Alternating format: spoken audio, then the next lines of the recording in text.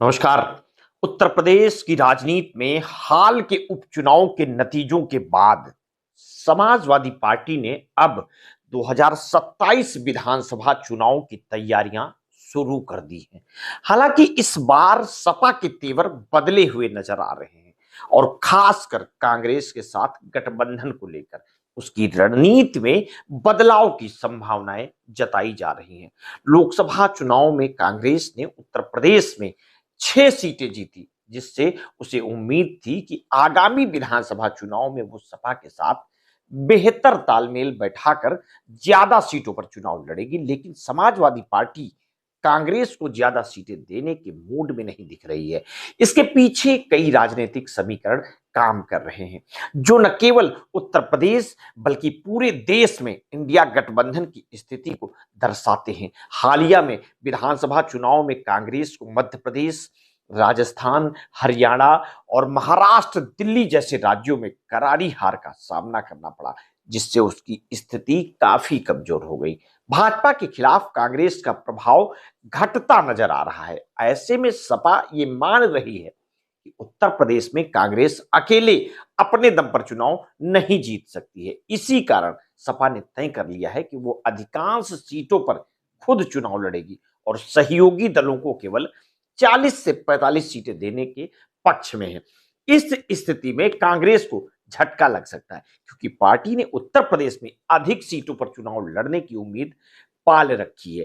कांग्रेस का तर्क है कि लोकसभा चुनाव में उसे दलित वोटरों का अच्छा समर्थन मिला था और इसी के चलते इंडिया गठबंधन को भी फायदा हुआ था। कांग्रेस को लगता है कि इसी समर्थन के आधार पर वो विधानसभा चुनाव में भी बड़ी हिस्सेदारी की हकदार है। लेकिन सपा का दृष्टिकोण बिल्कुल अलग है। सपा कांग्रेस के साथ गठबंधन बनाए रखना चाहती है, लेकिन वो सीटों के बंटवारे में कांग्रेस को अधिक तवज्जो बिल्कुल नहीं देना चाहती। ये सपा की एक स्पष्ट रणनीति है, जिससे वो उत्तर प्रदेश में अपने संगठन और जनाधार को मजबूत करना चाहती है। इंडिया गठबंधन की स्थिति भी इस पूरे परिदृश्य में अहम भूमिका निभा रही है। लोकसभा चुनाव के बाद विभिन्न राज्यों में हुए विधानसभा चुनाव में इस गठबंधन को हार का सामना करना पड़ा है। बंगाल में तृणमूल कांग्रेस, बिहार में राजद और नेशनल कॉन्फ्रेंस जैसे कई दलों ने गठबंधन को लेकर अलग अलग सुर अपनाए हैं। हालांकि अखिलेश यादव अब तक इस तरह की राजनीति से खुद को दूर रखे हुए हैं और सार्वजनिक रूप से उन्होंने गठबंधन के प्रति अपनी प्रतिबद्धता दोहराई है। लेकिन सपा की आंतरिक रणनीति यह संकेत देती है कि अखिलेश यादव उत्तर प्रदेश में कांग्रेस को बड़ी भूमिका देने के पक्ष में बिल्कुल नहीं है।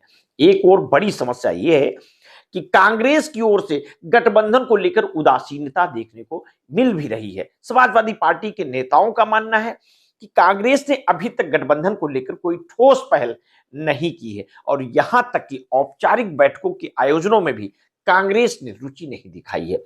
इससे सहयोगी दलों के बीच समन्वय स्थापित करना मुश्किल हो सकता है।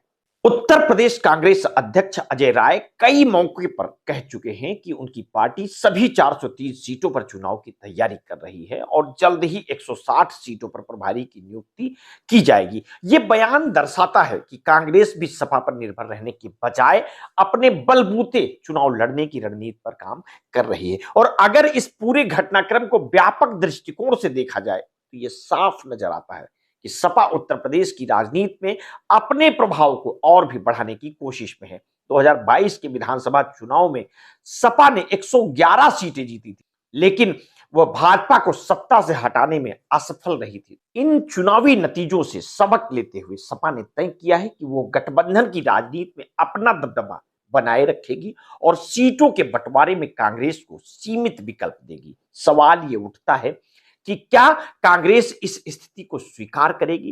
कांग्रेस उत्तर प्रदेश में लगातार कमजोर होती दिखी जा रही है। 2017 के विधानसभा चुनाव में उसने समाजवादी पार्टी के साथ गठबंधन किया था, लेकिन उसे केवल 7 सीटें मिली थी। 2022 के विधानसभा चुनाव में कांग्रेस ने अकेले चुनाव लड़ा और सिर्फ 2 सीटें जीत पाई। ऐसे में कांग्रेस के लिए गठबंधन के अलावा कोई अन्य मजबूत विकल्प नजर नहीं आता है। लेकिन अगर सपा उसे सीमित सीटें देती है तो कांग्रेस के सामने मुश्किल खड़ी हो सकती है। राजनीतिक विश्लेषकों का मानना है कि अगर कांग्रेस और सपा के बीच सीटों को लेकर कोई विवाद बढ़ता है तो इससे भाजपा को फायदा हो सकता है। भाजपा पहले ही अपनी रणनीति को लेकर सतर्क हो चुकी है और वो उत्तर प्रदेश में अपने ओबीसी और दलित वोट बैंक को और मजबूत करने की दिशा में लगातार काम कर रही है।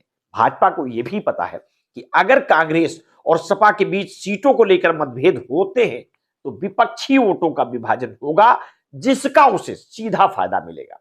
भाजपा के रणनीतिकार ये भी मानते हैं कि अगर सपा और कांग्रेस के बीच सीटों को लेकर कोई विवाद गहराता है तो इसका असर पूरे इंडिया गठबंधन पर पड़ेगा। पश्चिम बंगाल, बिहार, झारखंड और महाराष्ट्र में भी ये दरार बढ़ सकती है।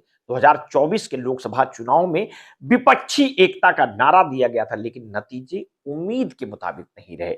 इसके चलते अब विपक्षी दल अपनी अपनी स्थिति मजबूत करने में जुट गए हैं। अब देखने वाली बात यह होगी कि क्या कांग्रेस और सपा आपसी मतभेदों को सुलझाकर एकजुट रहेंगे या फिर उत्तर प्रदेश में एक बार फिर से गठबंधन की राजनीति विफल हो जाएगी।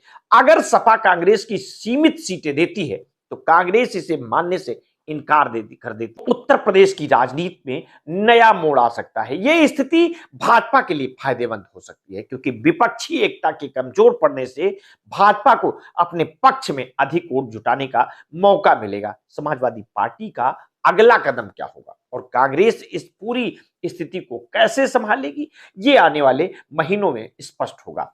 फिलहाल ये कहना गलत नहीं होगा कि उत्तर प्रदेश में 2027 का विधानसभा चुनाव अभी से दिलचस्प होता जा रहा है। आगे की जो भी अपडेट होगी समय समय पर हम आपको देते रहेंगे।